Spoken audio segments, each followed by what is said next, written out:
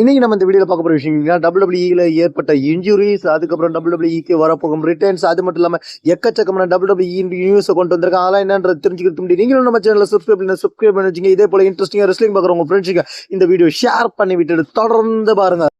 First நம்ம பார்க்க போகிறது இந்த வாரம் இன்ஜுரி ஏற்பட்டிருக்கு ஒரு ராவில். அது யாருக்குன்னு தெரிஞ்சுக்கலாம். இந்த வாரம் ராவில் ஒரு டேக் மேட்சஸ் நடந்துச்சு. அந்த டேக் மேட்ச் யார் இருக்குன்னா உமன்ஸ் டிவிஷனில் அது யார் இருக்குங்கன்னா Raquel Rodriguez and Liv Morgan versus Iyo Sky and Dakota Kai இவங்களுக்குள்ள ஒரு மேட்ச் நடந்துச்சு. இந்த மேட்ச்சில் வந்து நல்லாவே மேட்ச் பர்ஃபார்மன்ஸ் பண்ணியிருந்தாங்க. ஒரு கட்டத்தில் இந்த மேட்ச்சில் வந்து ஐயோஸ்கை அண்ட் டெக்கோடாக வின் பண்ணிட்டாங்க. ஆனால் இந்த மேட்ச்சில் வந்து பார்த்தீங்கன்னா ரெண்டு டீமே நல்லாவே பர்ஃபார்மன்ஸ் பண்ணாங்க. ஆனால் இந்த மேட்ச்சில் வந்து இன்ஜுரி ஏற்பட்டிருக்கு யாருக்குன்னு கேட்டிங்கன்னா லிவ் மோர்கனுக்கு அப்படியே கண்ணுக்கிட்ட ஒரு அடிபட்டு இன்ஜுரி ஆயிருக்கு. அந்த மேட்ச்லேயே வந்து இன்ஜுரி அப்படியே அப்படியே மூஞ்சிலே வந்திருக்கும். அது வந்து ரியல் இன்ஜுரி ஏற்பட்டிருக்கு.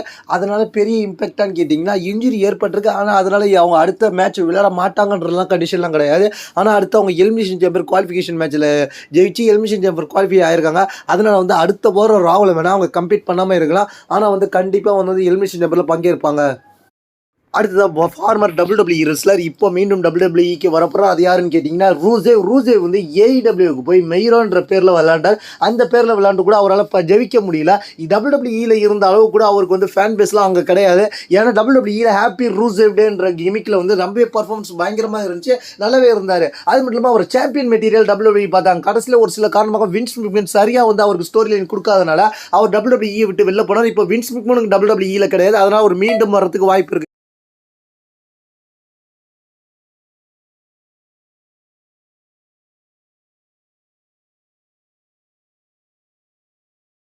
அவர் டபிள்யூடபிள்யூஇக்கு வரதுக்கு மீண்டும் வரதுக்கான முக்கிய காரணம் கேட்டிங்கன்னா அவர் வந்து இப்போ வந்து டபிள்யூடபிள்யூஇயில் அவருக்கு தப்பான புக்கிங்லாம் பண்ணி அவருக்கு ஒஸ்ட் ஸ்டோரி லைன்லாம் கொடுத்தா வின்ஸ் மெக்மேன் இப்போ கிடையாது.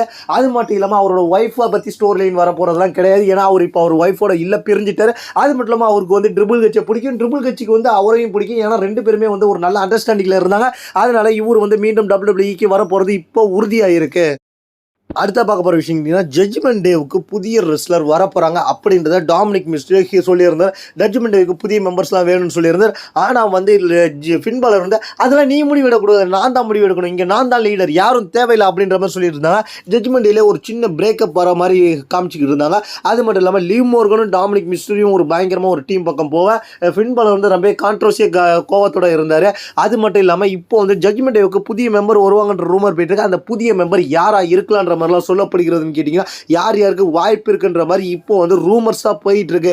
இவங்களாம் வரதுக்கு வாய்ப்பு இருக்குன்ற மாதிரி சொல்கிறாங்க. அந்த லிஸ்ட் யார் யார் என்னன்றதை ஒன்று ஒன்றா தெரிஞ்சுக்கலாம். ஒரு 3 பேர் வாய்ப்பு இருக்குது. அது யாருன்னு கேட்டிங்கன்னா ஒன்று ஓமஸ்க்கு வாய்ப்பு இருக்குன்ற மாதிரி சொல்கிறாங்க. அதுக்கப்புறம் யாருக்கு வாய்ப்பு இருக்குன்னு கேட்டிங்கன்னா லோகன் பாலுக்கு வாய்ப்பு இருக்குன்ற மாதிரி சொல்லப்படுகிறது. அதுக்கப்புறம் வந்து யார் யாருக்குன்னு கேட்டிங்கன்னா அலிஸ்டர் பிளாக் ரிட்டர்ன் வரும் பட்சத்தில் ஒரு டீமில் ஜாயின் பண்ணுவார். அந்த டீம் ஜட்ஜ்மெண்ட் டேவாக இருக்குன்ற மாதிரி சொல்லப்படுகிறது. இதை பற்றி உங்களுடைய கருத்து கீழே உள்ள கமெண்ட்ஸ் பண்ணுங்க. தேங்க்ஸ் ஃபார் வாட்சிங்.